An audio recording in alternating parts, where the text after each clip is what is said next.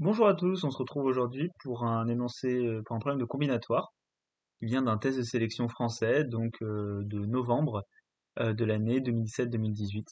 Et c'était le dernier problème du test. Donc bon, je suis désolé de ne pas avoir de caméra, mais bon, ma webcam marche pas, donc on va faire avec. L'énoncé est le suivant, donc dans les cases d'un tableau rectangulaire à n lignes et m colonnes, sont écrits des nombres réels, et on suppose que pour toute ligne ou colonne, la somme des nombres écrits sur cette ligne ou colonne est un entier. Montrer qu'il est alors possible de remplacer chaque réel x par l'entier, partie inférieure de x ou partie supérieure de x, de sorte que les sommes de chaque colonne et de chaque ligne demeurent inchangées. Donc petite remarque, donc on va rappeler que donc si on prend x un nombre réel, partie entière de x est l'unique entier tel que partie entière de x est plus petit que x et strictement plus petit que partie entière de x plus 1, et donc pareil pour partie supérieure de x. On va donner un petit exemple. Euh, donc ici c'est un tableau de nombres, donc 0,7, 7,1, 2,4, etc. Donc de 5 fois 3. Et j'ai mis 12, 13 et 8, c'est la somme sur les lignes. 4, 13, 6, 8 et 2, c'est la somme sur les colonnes. Et donc ici, on peut prendre les parties entières supérieures et les parties entières inférieures de la manière suivante. Donc sur les entiers, j'ai rien pris parce que j'ai rien mis, mais ça change rien du coup. Donc par exemple, on va prendre la partie supérieure de 0,7, partie entière de 7,1. Et donc si on regarde, donc vous pouvez vérifier, donc le tableau, ça va devenir 1, 7, 2, 1, 1, 0, 3, 6, etc., etc. Et donc les sommes restent les mêmes, 12, 13, 8, 4, 13, 6, 8, 2. Et donc il faut arriver à trouver comment mettre ces parenthèses. Donc le passage de celle-là à celle-là. Donc on se retrouve pour la correction de l'exercice. Donc bravo à tous ceux qui ont trouvé. Et donc pour les autres, je vais donner une correction assez élégante. Donc la manière dont je le fais, donc on n'est pas obligé de passer par ça, on peut directement travailler sur le tableau, mais moi ce que je vais faire c'est transformer le tableau en un graphe et je trouve qu'on voit un petit peu mieux comment les idées apparaissent et même c'est une idée plus générale en mathématiques olympiques de pouvoir donner faire changer une valeur dans un tableau ou par exemple des coordonnées de points en un graphe bipartite. Donc ici je reprends le tableau que j'avais donné au début donc avec toutes les valeurs. Et je vais travailler un petit peu là-dessus, donc vous pourrez faire... ce que je vous conseille, c'est de recopier ce tableau et on va travailler sur un graphe après. De la manière suivante, donc en fait, on va représenter chacune de ces colonnes, on va mettre un chiffre, 1, 2, 3, 4, 5. Et pareil pour les lignes 1, 2 et 3. Donc ça va représenter des nœuds d'un graphe, 1, 2, 3, 4, 5 d'un côté et 1, 2, 3 de l'autre côté. Donc de la manière suivante.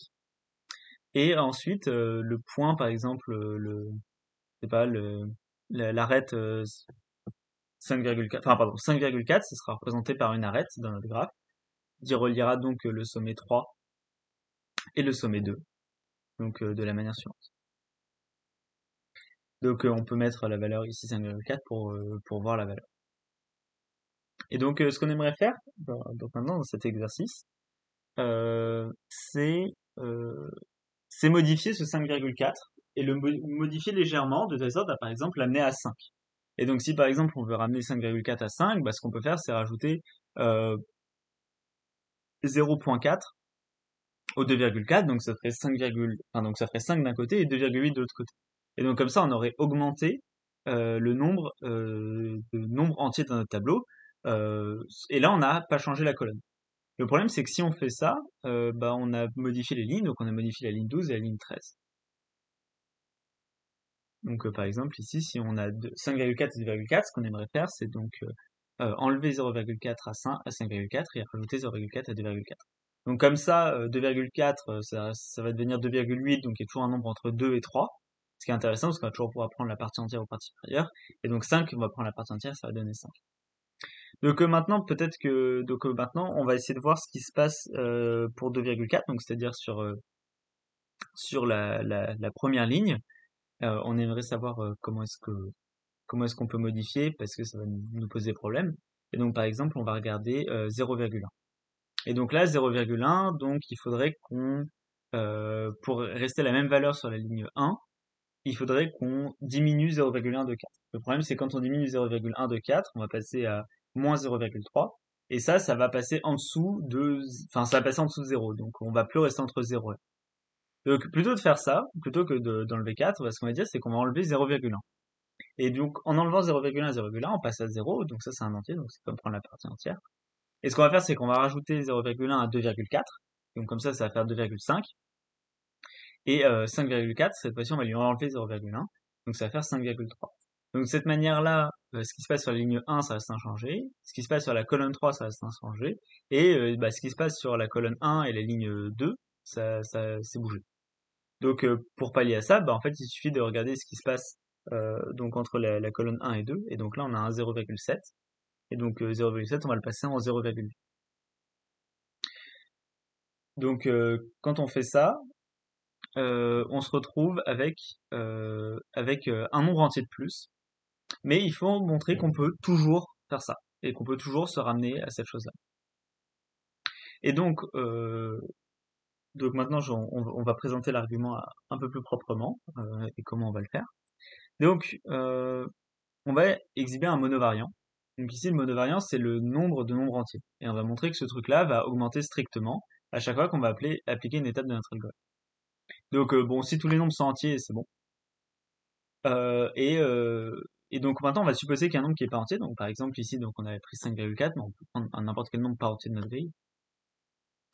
Et bien, ce nombre-là, euh, dans sa colonne, sa ligne, il a forcément un autre nombre pas entier. Sinon, la somme, elle peut pas être entière. Ça, c'est une de nos hypothèses. Du coup, on va prendre cet autre nombre. Donc ici, c'est 2,4. Puis après, on va faire la même chose avec 2,4. Ça va donner 0,1, par exemple. Mais on peut en prendre d'autres. Prendre, par exemple, 0,8. Et donc, comme ça, on va se balader. Donc, on va faire 5,4, puis 2,4, puis 0,8, puis 1,2, puis 3,3, par exemple, puis moins 2,3, puis, par exemple, moins 1,8.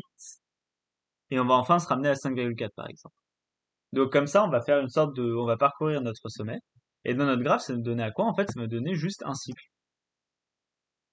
qui va revenir donc à son point de départ. Et en plus, ce cycle, il est assez intéressant, c'est qu'on passe d'un côté et de l'autre à chaque fois, donc c'est-à-dire que c'est un cycle de longueur paire. Et donc maintenant, si je prends euh, une arête sur deux, que je lui rajoute epsilon, et que je prends une autre arête sur deux et que je lui enlève epsilon, donc avec epsilon un truc assez petit, euh, eh bien les sommes de lignes et des colonnes vont pas bouger, et comme on a pris epsilon assez petit et des nombres qui sont pas entiers, on va rester à chaque fois entre les parties entières inférieures et parties entières supérieures de ces nombres-là. Et donc voilà, donc sur chaque ligne et sur chaque colonne, ça va pas changer. Donc de cette manière-là, on peut prendre epsilon, on va choisir cette chose-là de telle sorte à obtenir au moins un nombre entier de plus. Donc peut-être on en aura plus, hein, on ne sait pas. Dans l'exemple qu'on a fait, on en a qu'un, on peut en avoir plus. Et donc pour ça, on va prendre en fait le minimum, on va dire celui qui est le plus proche d'un entier de toute notre suite. Et donc comme ça va marcher. Et donc là, on va se ramener avec un nombre entier de plus. Et donc notre algorithme va bien finir parce qu'il rajoute des entiers à chaque fois et il bouge pas les sommes sur les lignes et sur les colonnes. Donc ça résulte un exercice qui, donc, vous pouvez le voir, quand même assez difficile et qui demande donc une idée qui est, qui est pas claire. J'espère que ça vous a plu et à bientôt pour une nouvelle vidéo.